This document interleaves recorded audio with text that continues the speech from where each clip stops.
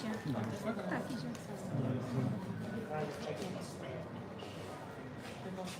No to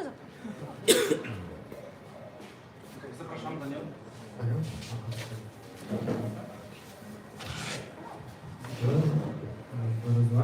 Witam wszystkich serdecznie. Here. Marku, siadaj tutaj. Okej.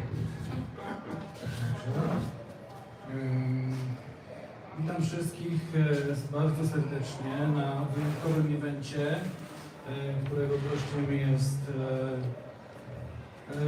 człowiek legenda, Daniel Kottke, pracownik numer 12 w Apple, który miał wielki wpływ na Steve'a Jobsa, na jego ścieżkę życiową, duchową również i mam nadzieję, że nam tutaj opowie o tych początkach, jak to wyglądało zanim Apple powstało. Czy dobrze nas słychać? Dobrze.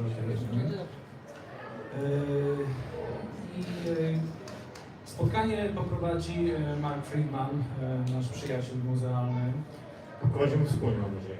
Tak, oczywiście, ja będę też się dołączał, natomiast przyjął nasze zaproszenie i poprowadzi tutaj to spotkanie z Danielem, będzie zadawał również pytania.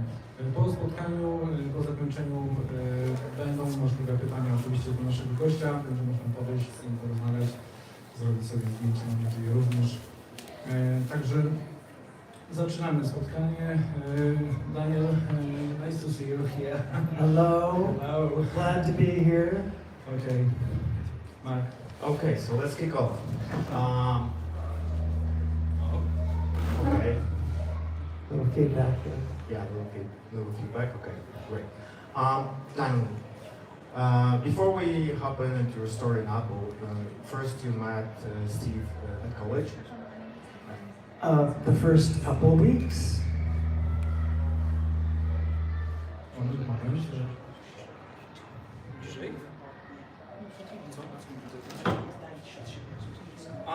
Okay.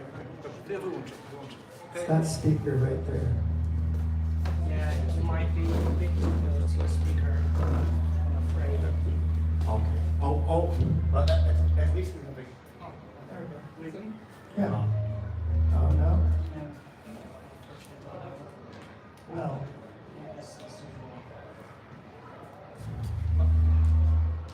A ty możesz coś powiedzieć? Mogę. Okay. Hello. Jest okay, chyba. Daniel, can you speak Yes. something? I think everyone here can probably hear me without that speaker. It might be the same.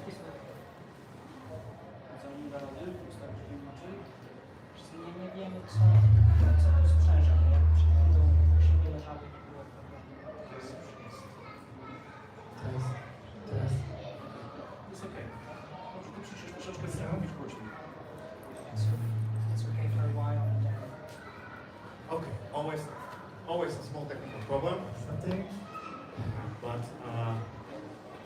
again, let's go back to the first time you met Steve at college. Yes. None of you have expected to be working together at that time. Oh, of course not. I mean, they were freshmen. It was really the first couple of weeks of freshman year. And so what got you together? What was the reason you started? The story in brief is I am a tall, skinny guy from New York. I had wire-rimmed glasses and long hair, like in a photo here. And I came from New York, and Lawrence Phillips came from New York, and we were on the bus from the airport together. And so the moment they dropped us on the lawn at college, he and I made friends because we were so similar. And so that was the first day. And then a couple weeks later, I ran into him around campus, and he said, Daniel, you should come to my dorm and meet this guy, Steve. He's interested. And was he? Well, not so much that day, but so I went up to Steve's dorm room, and he didn't have many belongings. well, it was early in the year, but he had a giant TAC reel-to-reel tape deck, 8-inch reels. And he had many, many hours of Bob Dylan bootleg, and it was a very expensive piece of gear. And so you would ask, I mean, Steve dropped out of Reed because he couldn't afford the tuition, but he had this multi-$1,000 reel-to-reel tape deck, which he scrounged somewhere. And it's only an interesting story because he appreciated good gear. Well, that's probably not the only story about a freshman who decided to spend his money on some shit instead of studies. So Yeah. I found out many years later that it was actually Woz, who was a Berkeley student, who knew where to get the bootleg Bob Dylan. So it was Woz who found this stuff for Steve. and that it was what 72, It was fall of '72. fall of 72, and Steve was at the campus for 1.5 years. Yes, he was, well, he dropped out within a month. He just, that was a really interesting thing about him, which I could not comprehend at the time. And it didn't really occur to me until many years later that Steve had already been an entrepreneur, even by the time he was a freshman in college, because they did the blue boxes in high school. Steve was in high school. Woz was 4 years older. And so, you know, there's a photo here somewhere of Woz holding the blue box. And that's it. There we go. So Woz is making a illegal phone call with the blue box.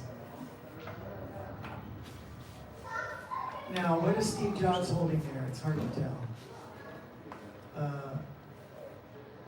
Maybe it's the cassette board. Maybe you shared the story about the blue box. I don't know. Probably everybody knows, or Was it blue box? No, I have no idea. okay. No. Too young. What? You want to hear a little bit about the blue box? The story in brief is that Captain Crunch, also named John Draper, was written up in a magazine article for Esquire magazine in the spring of 1971. And it was an article called The Secrets of the Little Blue Box, about this small group of renegade hackers who had figured out how to get phone calls for free worldwide. Very useful. Very useful and very illegal, but an idea like that was just like catnip to Steve Wozniak. He had to know how to do that. And because Woz was a student at Berkeley, and Steve Jobs was only in high school at the time, but he was a good cohort for Woz, because they had been friends for years. And so they found Captain Crunch on Berkeley campus and went and pumped him for an explanation about how the scheme worked. And within a week, Woz was building his own prototype. And Woz built a digital version, not an analog, so it was more precise frequencies. And they maybe only built 24. I don't actually know the number.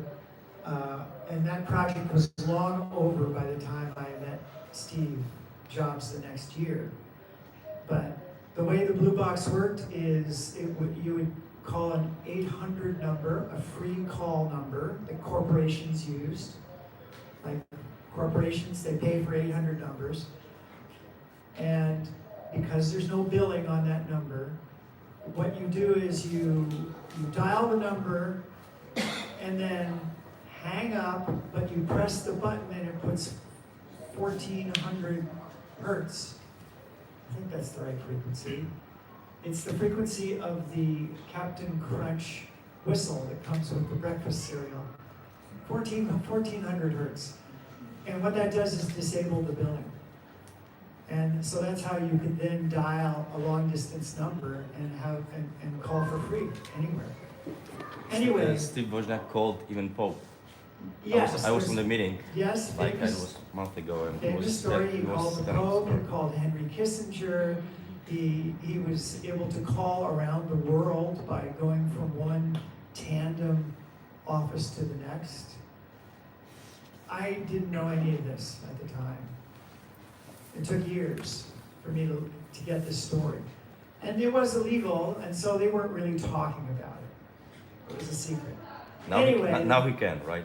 What's that? Now he can. I mean, I was in the meeting and he was Yes. telling these stories. Yes, Woz has many stories he likes to tell.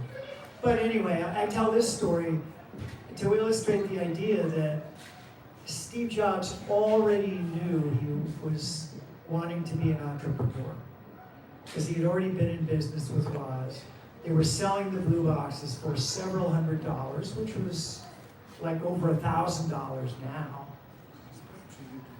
And so then, in the first weeks of college, once Steve had landed and had his dorm room, he then decided he didn't really need college credits. So he went and withdrew and got all his tuition back, and then he went to the dean and said, I really want to be here, but I can't afford it.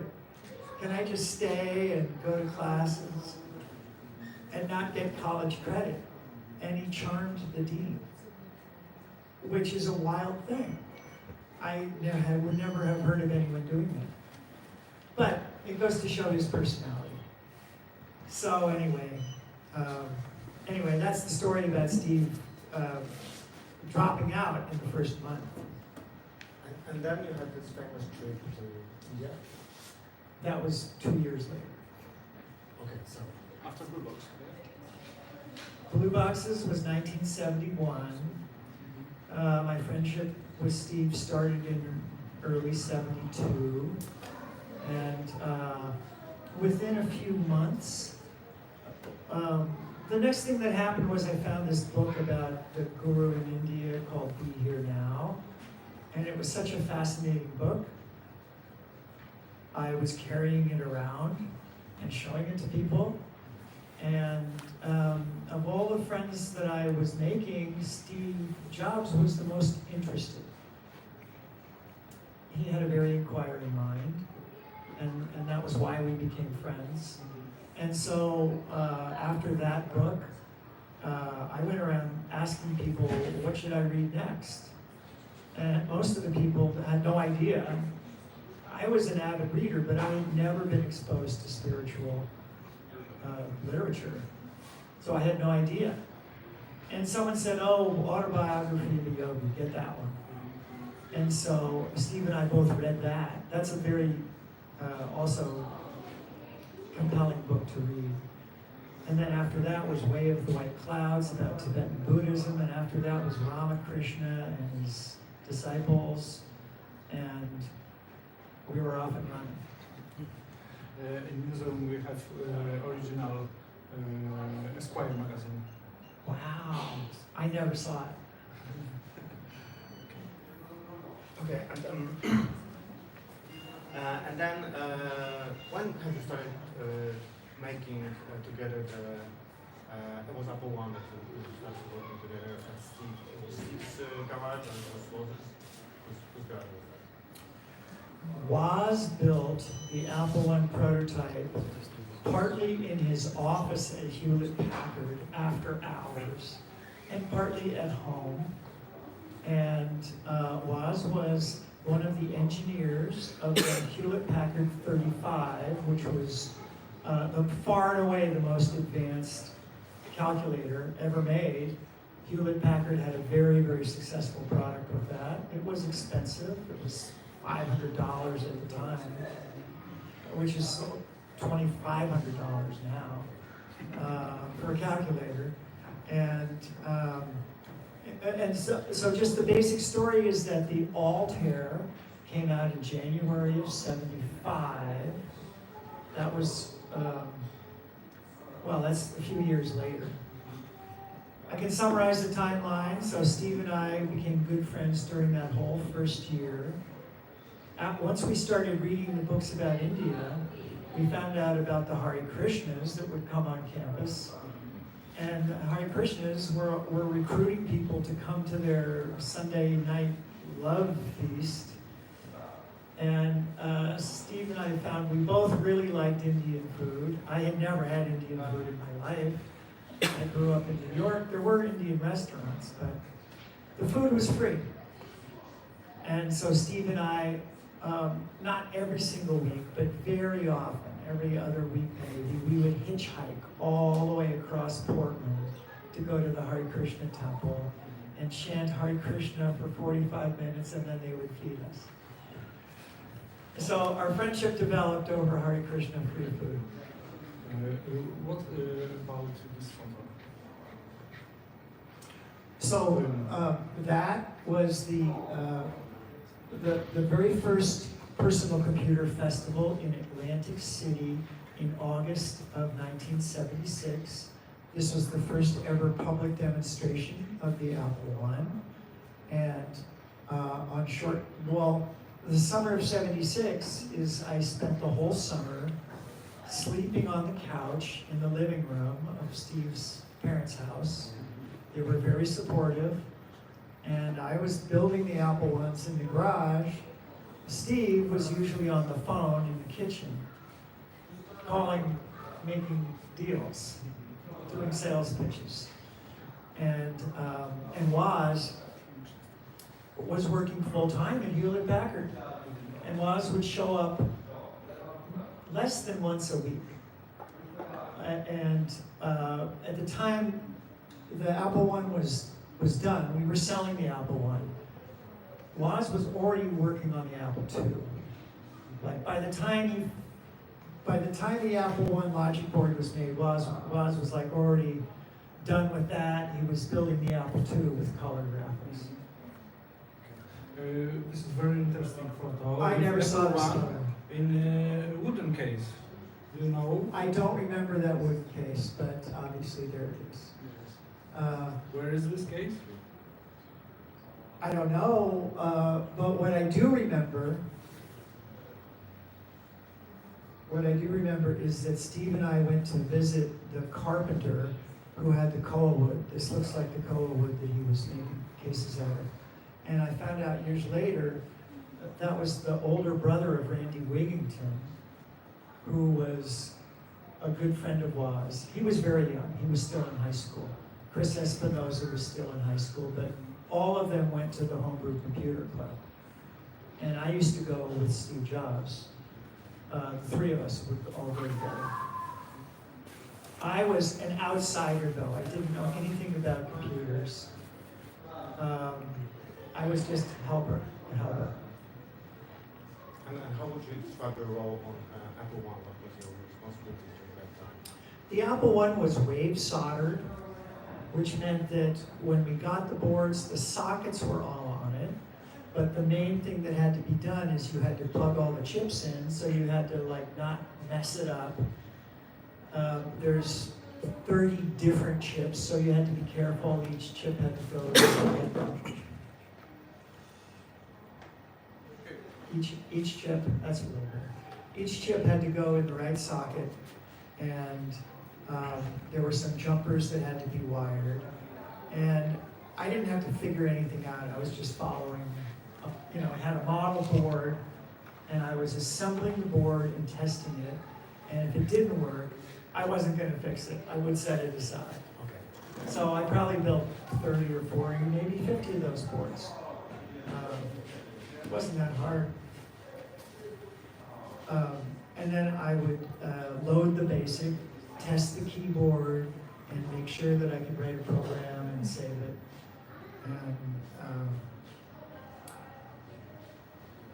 the experience that was quite special about the Apple I is it was the very first single board computer that had a keyboard and video output, and it came with BASIC.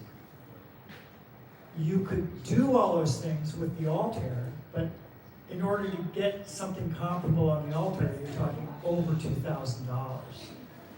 And in fact, in the early days of the altar, there was no keyboard interface. There was no video output.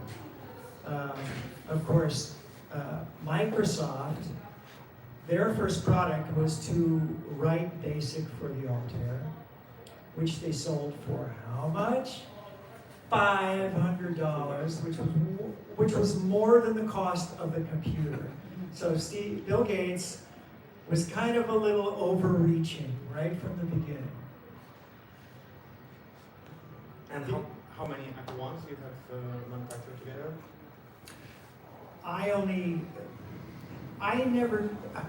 Surprisingly, I don't remember writing serial numbers on them, even though I was the one testing the boards and building them.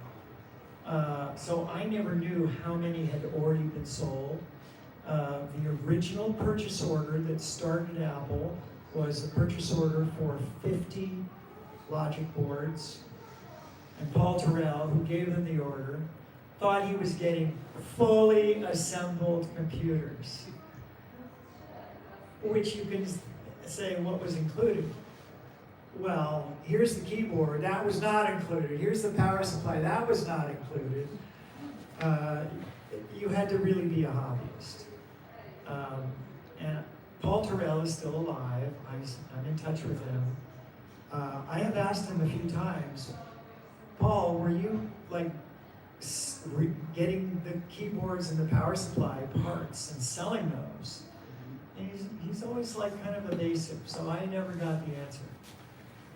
Obviously, what Paul should have been doing is getting all the materials together and selling them to the hobbyist. So maybe he did. And then I've asked him several times, who built the cases and how many? Because Steve Jobs was not dealing with that. Anyway, that's a fascinating part of the story because people don't realize how unusual and how lucky Steve Jobs was to get a $50,000 purchase order for a hobby project that you had to be a hobbyist to build. $50,000 then was over $200,000 now. That's unheard of. He was very, very lucky. And that just kind of landed in his lap. He was lucky in business. Was he also as lucky with the girls on the campus? Good question. No, he was not lucky with the girls. I was doing better with the girls. And,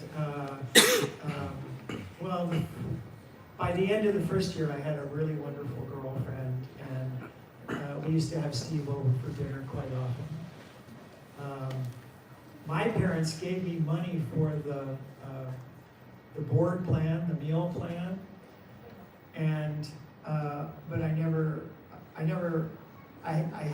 kept the money and then scrounged my food, so I had a little spending money, and Elizabeth and I would cook dinners and have Steve over, and life was good in those days. Anyway. So then, what inspired this? I'll try to go back to my previous question regarding the trip to India. What inspired you to go there? And who initiated that idea? Actually, I would say Robert Friedland initiated the idea. Robert Friedland was 3 years older than us. He was a senior. He was the student body president. He was very charismatic. He was a Rhodes Scholar. He did time in federal prison because he was caught with a lot of LSD on an airplane. And he got out of prison and then still became a Rhodes Scholar, which is pretty surprising. And my earliest memories of Robert is when he was going for his interview for the Rhodes Scholarship. He had long hair down to here. He was tucking it into a wig so that he looked like he had short hair. He was very charismatic, and he went on to become a billionaire,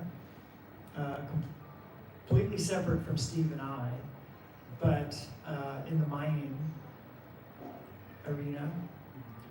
Galactic Resources was his first startup company, trading on the Vancouver Exchange. He was a penny stock. And Robert, we found out that Robert was part of the Be Here Now story. There's not a photo of him in the book, but he knew the people in the book. He had been there. He had been to India like a couple times. At the time, Baba Ramdas was a big media star. He was on the cover of magazines. And so anyway, it got to be the spring of 1974, and Robert, Steve and I used to go visit Robert on campus, and Robert tells us that the Kumbh Mela is happening that summer. The Kumbh Mela is the biggest religious gathering on earth. Even back then, it was 50 million people. Now it's over 100 million people over a period of months. It happens once every 4 years in India. And that was happening in the summer of '74. And he said, you should go, to Steve and I. And I didn't have any money. The round trip ticket to India was $800 at the time. That was kind of a lot. But what happened in the spring is Steve left Apple, got a job at Atari, which was booming, making Pong video games and making other video games. In fact, Woz and Jobs both contributed into the breakout Atari game. And anyway, so what happened is Steve had left Apple, and I would call him up once every few weeks just to stay in touch. And he said, I think we should go to India for the Kumbh Mela. And I said, okay, but wait, I'm broke. And Steve was earning money, so he said, I'll loan you the money for your ticket. And I said, okay, let's go. And my parents were not too happy to hear about that. And when I announced to my parents that I was gonna, well, you know, I finished out the school year. And I had good grades, so they were happy. They said, oh, well, we'll buy your ticket. We'll buy your round trip ticket. They wanted me to come home. And Steve got his ticket paid for by Atari. So that was how that came about. And we were in India for 4 months. Steve, to summarize that, we traveled around. It was the summertime. It was brutally hot. We did not even go south of New Delhi, but we traveled around in the north. We went to the Maharaji. Neem Karoli Baba was the guru from Be Here Now. We went to his temple. He had just died months before, so it was deserted, surprisingly. And the pictures from just a year previously, there was 200 American and European hippies who were devotees of this guy. He was very charismatic. If any of you are interested in gurus, many of the gurus from the 60s, he was not profiting off of anyone, he wasn't collecting money, he wasn't getting rich, he was just a art guru. I was a script editor on the first Steve Jobs movie. Mark Holm was the executive producer, and so he hired me to help the script. And when that movie was successfully finishing, I said, I got your next movie idea for you. You should do the Be Here Now story. But it hasn't happened yet. So you dropped the topic of LSD and Rob being arrested for that, but Yes. few of us know that you and Steve had always have also tried LSD and you did the trips together. Share with us the story. Well, I grew up in the suburbs of New York City, and in my hometown, I was a high school class of '72, and the big wave of the baby boomer hippies were 3 years older than us. A class of '69, that was the year of Woodstock. I was too young to go to Woodstock, so right? So Steve Jobs and I were wannabe hippies. Where I grew up, there was lots of all kinds of drugs. In a good way. Not like cocaine, not like heroin, but we had hashish, some very good hashish, we had pot, we had some good LSD. And I had a whole circle of friends that we would all party out on we would go out on the golf course where nobody could sneak up on you and arrest you. That was the place to go. Anyway, I did not know until a long time later that Steve also had LSD in high school, but he never talked about that. It was his girlfriend who said that she and Steve had LSD also. So I'm not the first person who gave it to him, but I had a good source from my hometown. So I was the one giving it to Steve in college. He never said thank you, but I know he was grateful. And so I would just add that on the subject of psychedelics, when we were in high school, it was just entertainment. But once you start reading books about yoga and the Kundalini energy and the aura and the Ida and Pingala energy currents of the human body, all of a sudden psychedelics are way more interesting. So once we were in college, Steve and I were really meditating when we took LSD. We weren't just partying. And I recommend that. It worked for me, and it was obviously very meaningful for Steve. Steve had said any number of times that LSD was one of the most important things he had done in his life. Not for everybody. We're not promoting. Not promoting, but you know, to bring us up to this year, psychedelic microdose therapy is now widely accepted as one of the best treatments for depression. Definitely better than SSRIs, which are just experimental. I mean, psychedelics are experimental, but they seem to work. Okay, so on the Apple One, you actually were one of the first employees of that group that was making. I was the only employee. And yet Jacek introduced you as the employee number 12 at Apple. So how are you number 1 and number 12 at the same time? Well, because at the time, Apple was a partnership of Woz and Jobs, not a corporation. And I was being paid $3 an hour cash. And then at the end of that summer, I still had my senior year of college to finish. And I did not want to drop out of college. So I went back to Columbia, finished my music degree. I had a degree in music and literature. And I took a transistor theory course. I wasn't really that interested in it. Anyway, so then the week I graduated from Columbia, I was back in California, and at that point I was employee number 12. And you were at the time in this Where office? did you find that? That's really cool.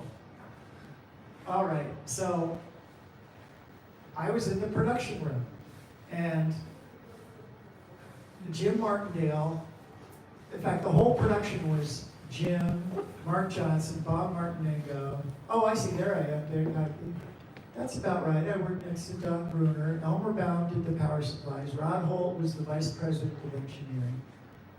He actually had his own office. What you're looking at is a very early drawing, which I have never seen before. Okay, that was the front door. And Sherry Livingston was the corporate secretary, and her desk was actually not right there. What was right there was a little couch and a little table and there was an Apple II sitting on it. And Chris Espinosa would get out of school at 3 o'clock, and his job was to sit on the couch, and when people walked in the door, he would give them a demo of the Apple II. That's how Chris started. And I was in the back there. I started out building the Apple II, but I was older than those guys. Don, Mark, and Bob were all a couple of years younger. And I got good at fixing the Apple II boards quite quickly. I didn't have to understand. To fix an Apple II, you don't have to understand how the chips work. You only have to know what's an input and what's an output. And if the output doesn't look right with a scope, you pull the pin and see if it looks right then. Right? And then you can figure out whether it's an open trace or a short on the board. And anyway, I did that for a year, my whole first year. And I got so good I didn't need the schematic anymore. I had all the likely test points. I could just take the scope and go ding, ding, ding, ding, ding, ding, and I could find the problem. But the Apple II, you could swap the parts. So if you weren't sure, you would have a known good board, you would guess what might be the problem. It was rarely a bad chip. It was always a pin bent under the chip, or a pin bent under the socket, or sometimes an open trace, or sometimes shorted traces with the solder on the back. And at that office, I presume, except work, you had some parties? Wait, say again? At that office, except work, you had some parties probably? Not really. There wasn't any more parties? I don't remember. I'm trying to... I do not I'm trying to remember get you... parties. The parties were much later. But I do remember at that first year, I remember going to a toga party with Steve Jobs. I'm sorry, I never saw a photo, but Steve and me were wearing bed sheets, like Roman togas. Chris Ann was his girlfriend. She probably came in a toga also. Here's Apple II team with you. Oh, yes, good photo. The very first production. Yes, that's me in the back, and this was not necessarily the first day. There is a photo of the very first day, and they're all piled up like in a pyramid. But you can see the fashion choices from the early 70s. That's Elmer. Elmer was old and retired, and he could not even be an employee because he had already had a heart attack, and he was not allowed to be on Apple's employee roll in case he had another heart attack. But Elmer was very kind to me and taught me many things about electronics, because I didn't know much electronics. Those two got, Don went to Bellarmine High School, famous private school in San Jose. He was friends with Chris Espinosa and Randy Wigington. Anyway, one more detail that is amusing. So the very first cases, like these cases that you're seeing right there, okay, so if you look at this is ABS plastic. It's a good quality plastic. The tool to injection mold ABS plastic has to be steel, and very expensive. We didn't want to spend that money. So we did what's called reactive injection molding, which was urethane. And urethane is what you spray to fill the holes in your roof. But that's what the early Apple II cases were made out of. And so when those cases came, they had sagged a bit. And so one of the most important jobs I did is there was a cutout for where the keyboard went. I would screw the keyboard in and then make sure that all the keys would press. And very often they wouldn't, because the case wasn't precise. So then I'd have to take the keyboard out and get a file, like that, until the keys worked properly. That was an important job. Okay, and then you were assigned assembling the Apple II, and I presume Woz was working on Apple III at the time, yeah? No, the Woz had very little to do with the Apple III.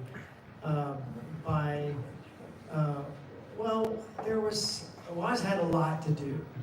He was working a lot on the integer basic, improving it, and there were parts of the Apple II that really needed perfection. The game paddle controllers had issues. The cassette port really didn't ever work very well because he never added level. Like you had to fiddle with the volume control on the cassette player. If it was too low or too high, it wouldn't work right. That was the biggest design flaw of the Apple II in the early days. Anyway, what happened, the very next important thing was by late 77, we badly needed a floppy drive, and other computers were coming out with floppy drives, but they were expensive. And what Woz did was such a genius thing. He just got the bare drive from Shugart, and well, of course, not the Apple I, but what he did was so all of the other floppy drives had 30 or 40 parts on them because it was a lot of work to encode and decode okay, so in computer, I don't know how many of you are computer scientists, but it's like this. In the world of computers, you could have lots and lots of zeros or lots and lots of ones. But that doesn't work on a magnetic media. It has to be flipping, right? Otherwise, it just doesn't work. It has to be flipping all the time. So what you have to do is take the true data and then encode it into one of various schemes. And that's what takes lots of chips. And Woz came out with this brilliant idea that we had a processor. So he designed the disk controller to use the processor to do the encoding and decoding. And that's why the floppy disk controller only has 6 chips on it. And it was a huge success. It was the cheapest one on the market. And that is what really set Apple on its path to success, because we had the best floppy disk drive. So that was the end of 77. And the next really important thing in mid-78 was these guys from Boston showed up with this program they wrote called Physical. And that was the first ever spreadsheet of a computer. The killer software. Killer app. Killer app. And it wasn't available in any other competitors. They wrote it especially for the Apple II. You wanted the full 48K, that was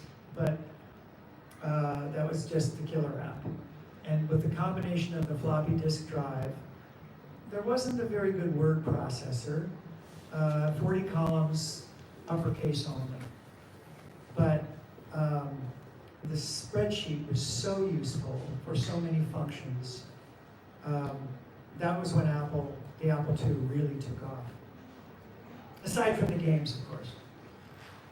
Color graphics games.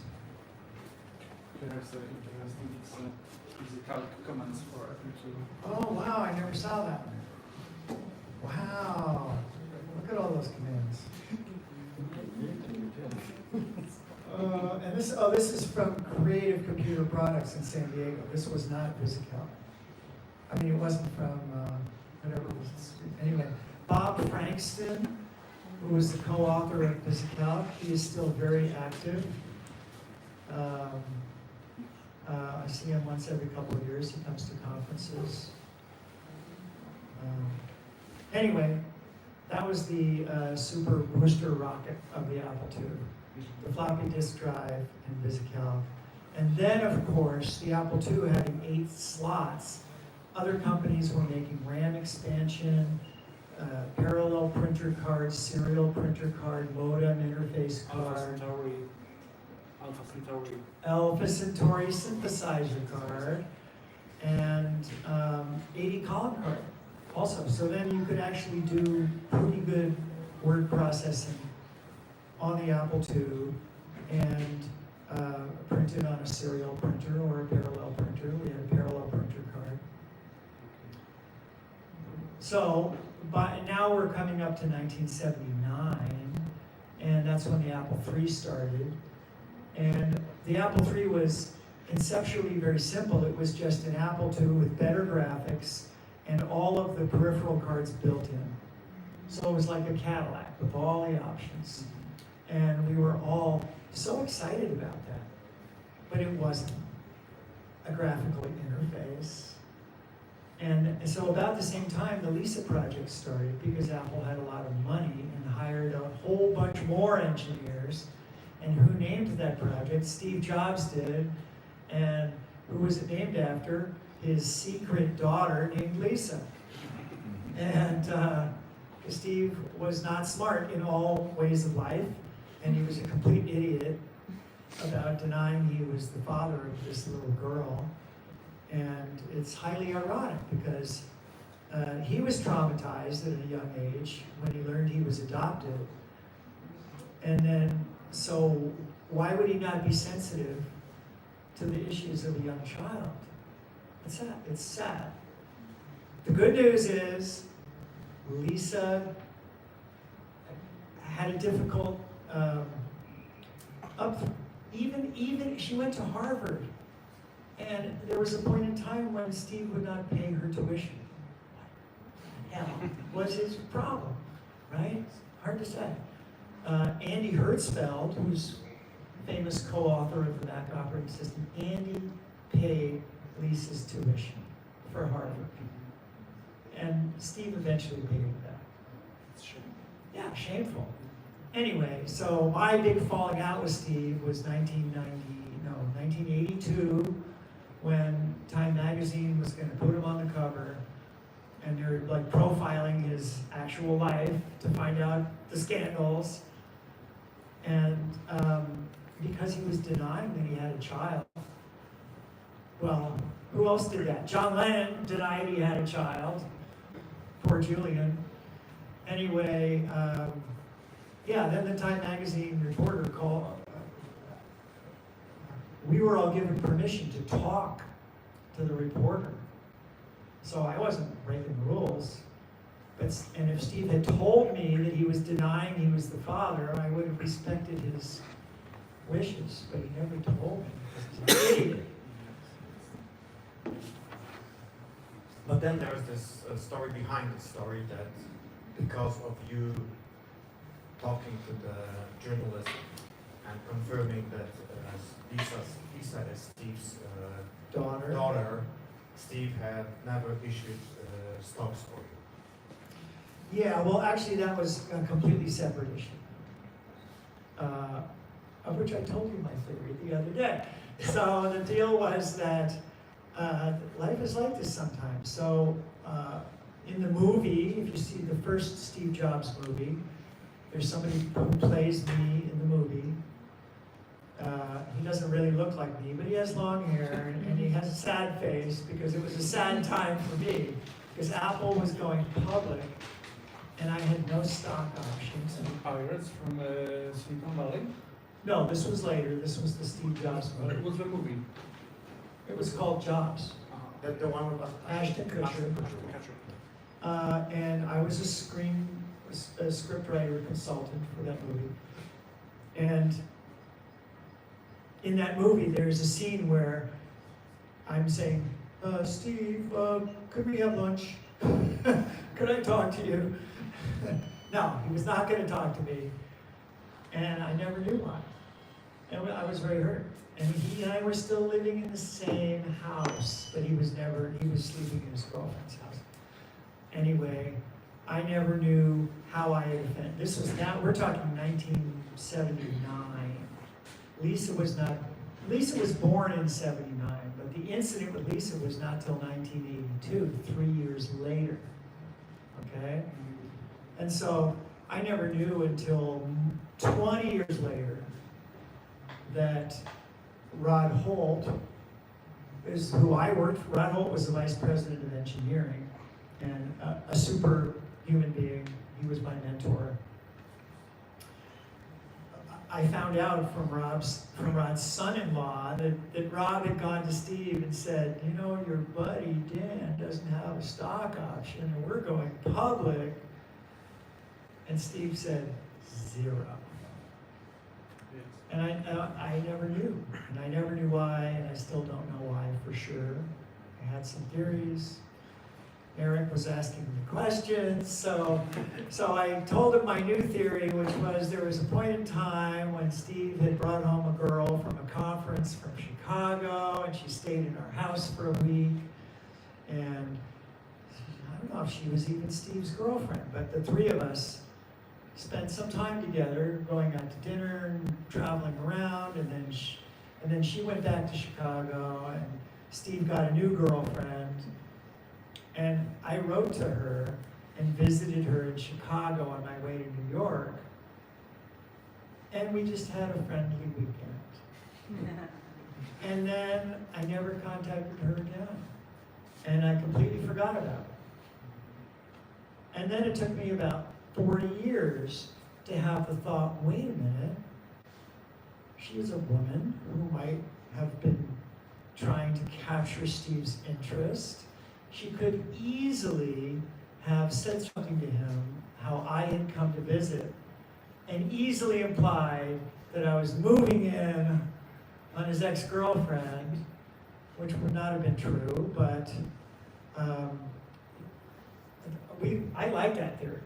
Eric liked it too. I mean, this is a solid theory. I mean, I think it's a solid I theory. mean, breaking the bro code is a reason for not giving your best friend options. Right. But the thing was, I was completely innocent, and it was a lame thing of Steve to do without ever even talking to me. And if I could remember Martha's last name, I would look her up. But she could. It might be unfindable because she could have gotten married and changed her name. Maybe she's watching. Martha, give me a call. Okay, but many years later. You people are the first people on earth who have ever heard this story. We will find out. Because I just figured it out this year. Looks like the Wrocław beer has helped you with figuring out this. That's right, Wrocław beer. Okay, but on many years later, Steve made amends with you, or are you? Well, I wouldn't say amends, but I wouldn't say he ever made amends. But after the public offering, now Steve is worth $100 million at the age of 20. How old was he? 24. And they kicked him out of the Lisa project. It was his project. They kicked him out because he was bossing around the older engineers, and they complained. And so Steve's response was to say, okay, screw them. I'm going to start another new project, and that was the Macintosh. And so he was nice enough to hire me onto the Macintosh project as the number 2 engineer for the logic board. And I was thrilled, so I didn't want to rock the boat. I didn't even ask for a stock option. He wasn't going to give me one. But I was part of I was like the 6th person. Andy Hertzfeld and I joined it the same day. And that was just a wonderful time in my life. He made me an engineer from being a technician, and very exciting. A rare privilege.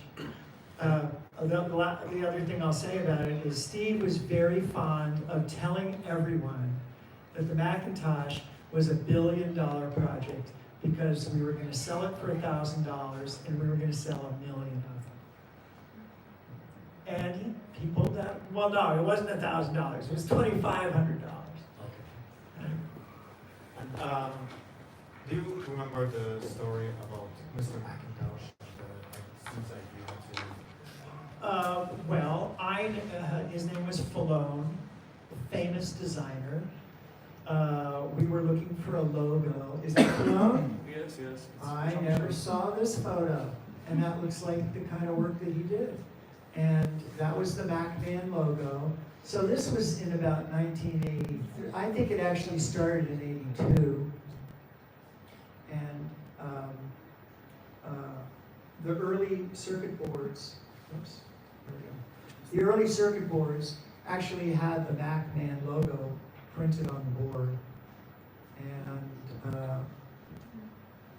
Fallon was French, I think. I never met him, and I think he got paid some incredibly lucrative fee for coming up with that logo. I don't know how much. We all liked it. But then the bicycle theme came along, and Steve was really excited about the bicycle for the mind idea.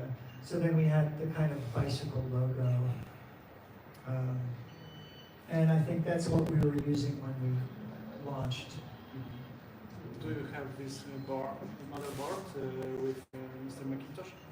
I have an extremely rare set of all 12 of the logic boards. There were 12 versions of the Macintosh logic board, starting from the spring of 81 through 82, through 83, end of 83 is when we were launching. And I was the person who brought all those boards to life. I was good at it.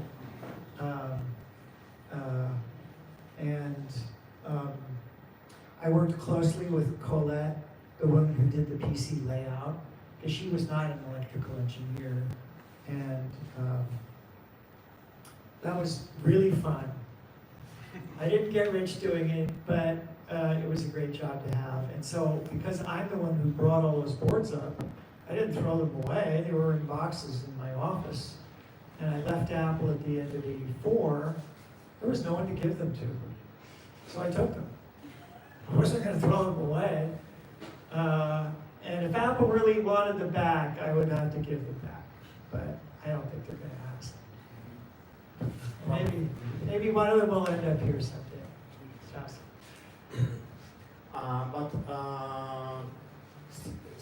Jobs hasn't offered stock options, but was the guy who was trying to share with the guys who haven't got the options.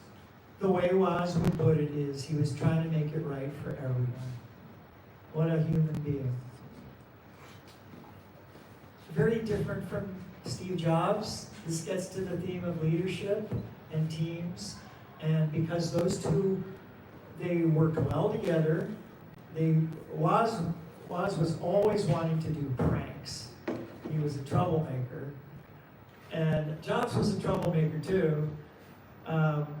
But Steve Jobs was very ambitious to change the world and be an entrepreneur. And Woz just wanted to make cool things.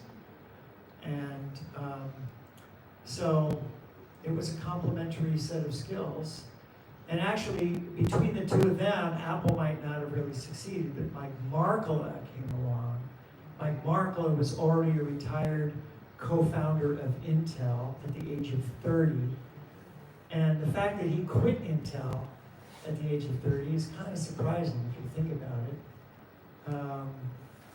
I never knew him that well, but he was a mature person who recruited all the board of directors and got the line of credit for Apple and wrote the Apple business plan, super ambitious business plan to go public in 3 years. They were actually on schedule to do that. And that was the quickest public offering in American history. Anyway, we were back to Woz. So during the IPO was November of 1980. Only a month after we launched the Apple III. And the Apple III was quite exciting at the time we launched it. Too bad it developed a bad habit of crashing because it didn't have a fan and got too hot inside the case, and we hadn't used expensive gold-plated connectors, and it took a while to figure that out. We did figure that out, but anyway, because Woz was clearly becoming wealthy beyond his wildest dreams, he conceived of this idea to take a whole block of his founder's stock and divvy it up between 50, 60, 70 engineers at Apple.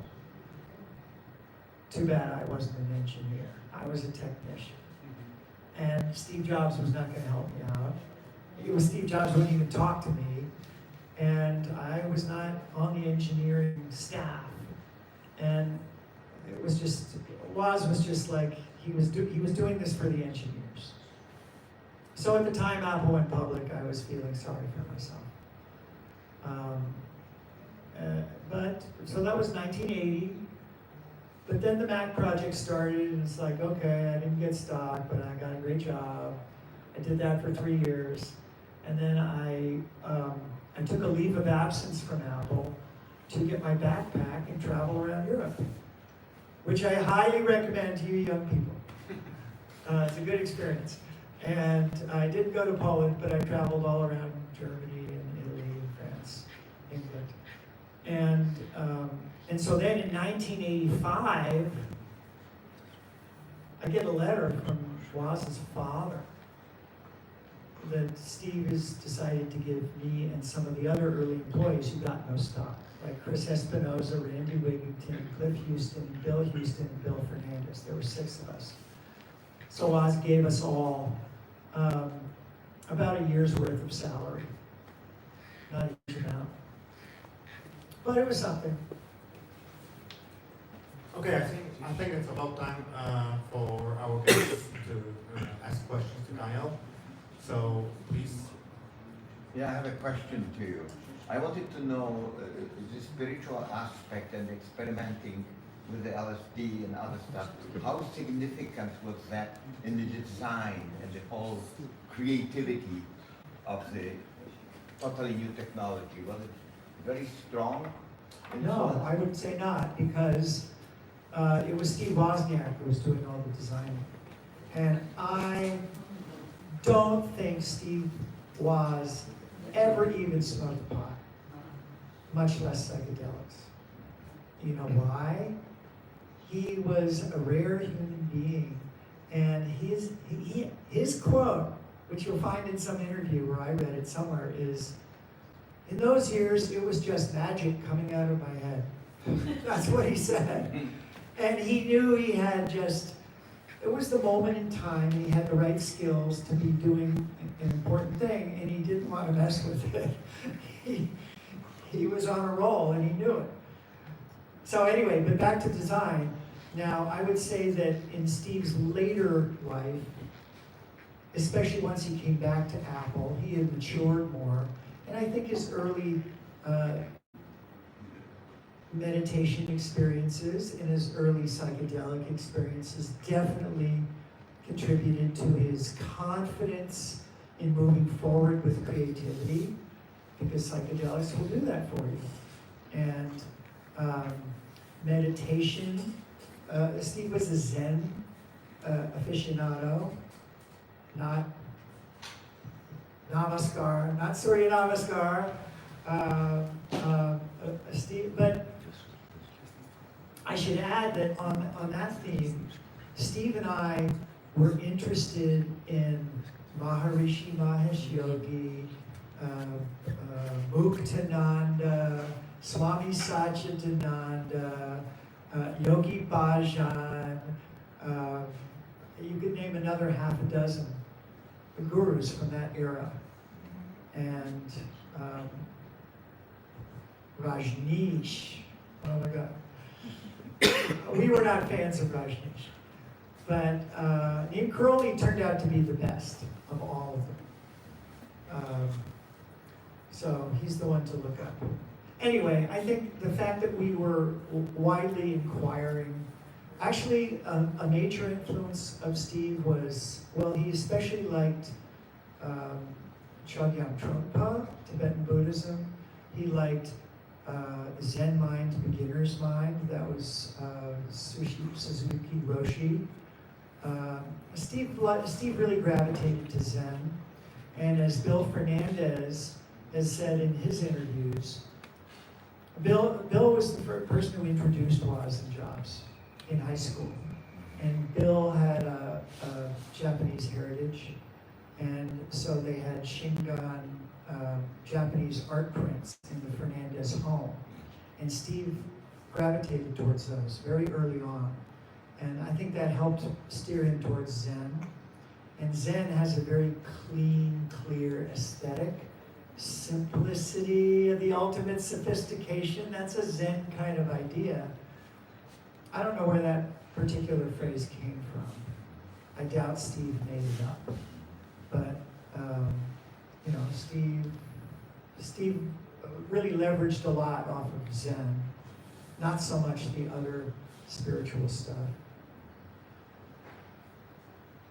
Anyway, hope that answers that question. Prosimy dalej, jeśli ktoś chce zadać pytanie. How much time you spend usually for one Apple One motherboard? Say again? How much time usually you spend for build one Apple One motherboard? Oh, good question. If you had all the parts on the table, I could build one. I could build 3 in an hour. Wow. Not making any mistakes. If you made mistakes, you had to go back, right? But I could build about 3 in an hour. And testing went pretty fast. The thing that took the longest was loading BASIC. It was slow. And then you had to fiddle with the stupid cassette. And but usually it would work. And that first summer, I really did not know enough to try and fix the boards. I didn't know how to use an oscilloscope yet, really. Once I was building Apple IIs, I was very good at fixing the Apple II, as I said. And now, so here, since you asked that question, back in about 2016, I stopped going to Burning Man and the festival in the desert, and I said, well, what's my Burning Man project this year? Because everybody always would do a project for Burning Man. I thought, why don't I build an Apple One replica? Just like old times. And because somebody was selling the Logic boards for $175, that seemed reasonable. It was just a copy of the Logic board. And I didn't know how easy or hard it would be, but by that time I was a skilled engineer. I thought, I can do this. So, well, it turns out, although many of the parts in the Apple One are fairly rare, you can find it all on eBay. You don't need to go anywhere else. eBay, any obscure old chip is on eBay. It's kind of a miracle. They're all in warehouses in China. And some of them are expensive. The most expensive chip on the Apple One is like the frame buffer chip that's $20. Anyway, what happened is I thought, okay, and if I'm going to build one, well, I might as well buy parts for 4. So I bought parts for 4, and I built the first one, and I couldn't get it to work. I built the second one, I couldn't get it to work. Nor the third, nor the fourth. The display section of the Apple One is extremely complicated. Woz built that part of the design, he didn't have to create. There was a public domain thing called the TV typewriter. He started with that schematic and modified it a little bit, but he didn't have to invent that. That was a 1974 issue of Popular Electronics. TV typewriter. So it's like a teletype terminal, but with an electronic keyboard and a video output, but no processor. So anyway, I'm telling you the story because it's impossible to troubleshoot the video section. The shift register chips go from minus 5 volts to plus 12 volts. So it's weird voltages, and it goes by too fast, and you can't really, and it turned out of those first 4 boards that I built, there's 7 shift registers on each board. So I had bought 28, and 25 of the 28 were bad. I was buying chips from a warehouse in China.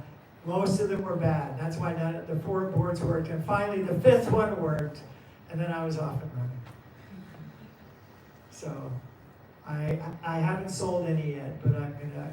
The final part of that whole project was to find an NFT platform so that I could sell ownership certificates for these Apple ones, made by Danielem Kottke, who made them in the garage. I'm not really doing it to make money. I'm doing it to have one here. You should have a working Apple. You might have one working Apple one, do you? Yes. Okay, you should. It's a good experience. It's the experience of having the first ever personal computer where you can just turn it on and write a basic program, which a 5-year-old kid can do. You built about 3 hours, but I built this replica 3 years. Well, with case and with. I would say it turned out very nice. Very nice job, and you were smart to add a fan. Yes. What I did so there's a guy who makes a compact flash memory card that plugs in the slot. And so you can have the basic on the compact flash, so you don't need the stupid cassette. I don't like the cassette port. And what I did is I tracked down the guy who wrote the firmware for the compact flash card, and guess what? He works at Apple. And I took him out to lunch and chatted him up. His name was Mark.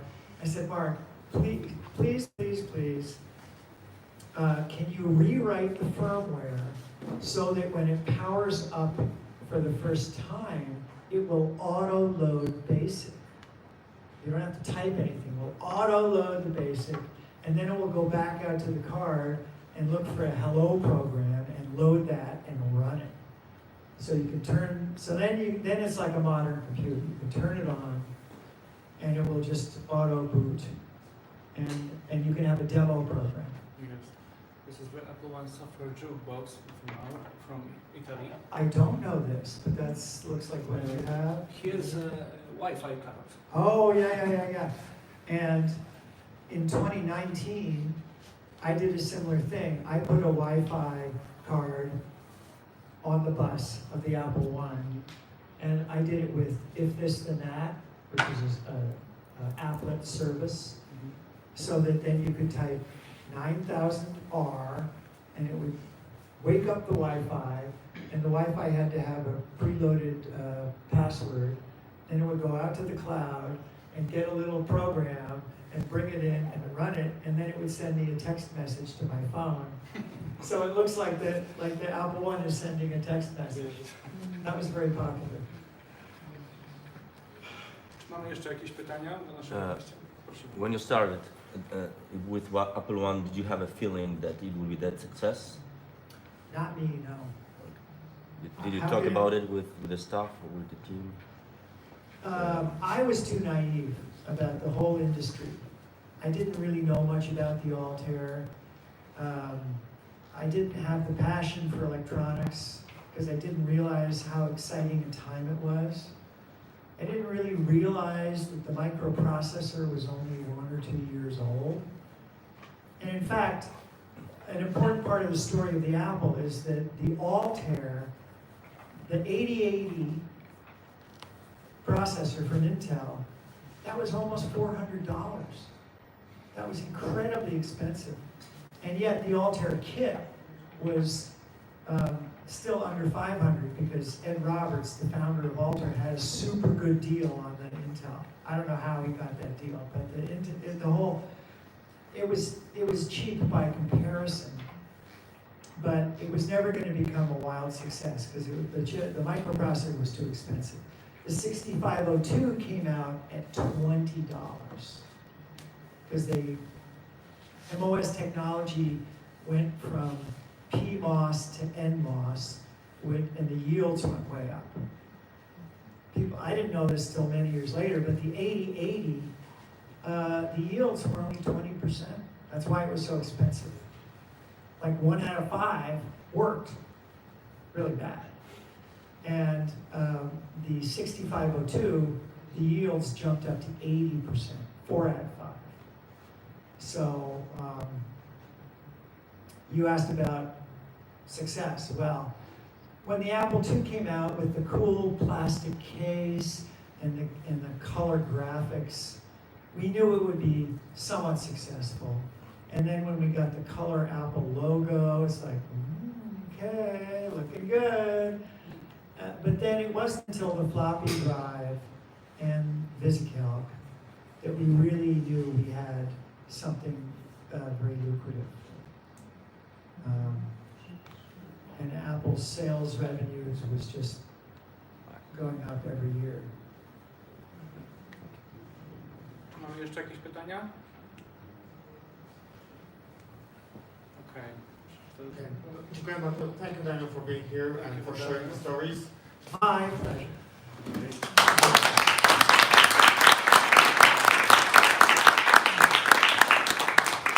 Oh, wait. Who's that?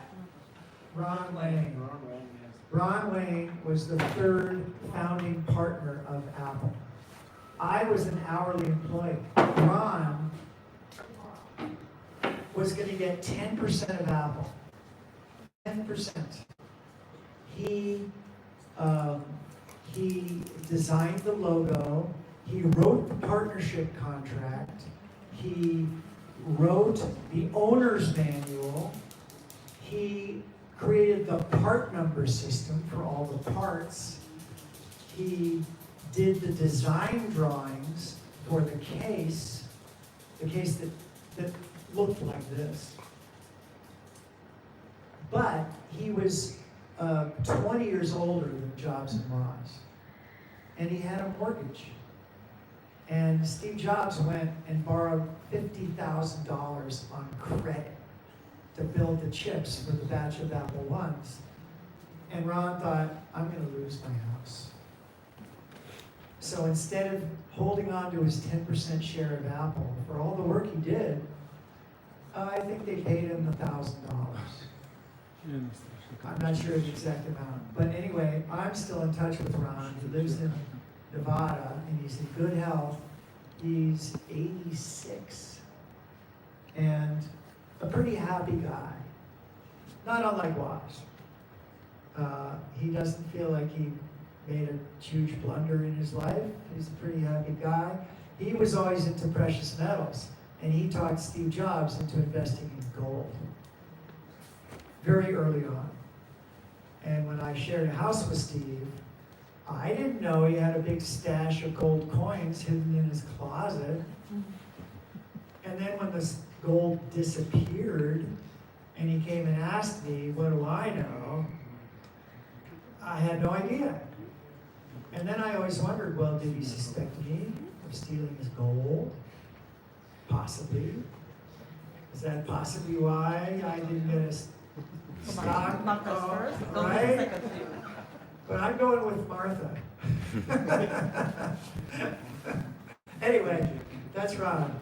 I called him up a couple of weeks ago, and he was so happy to hear from me. Okay. Thank you very much.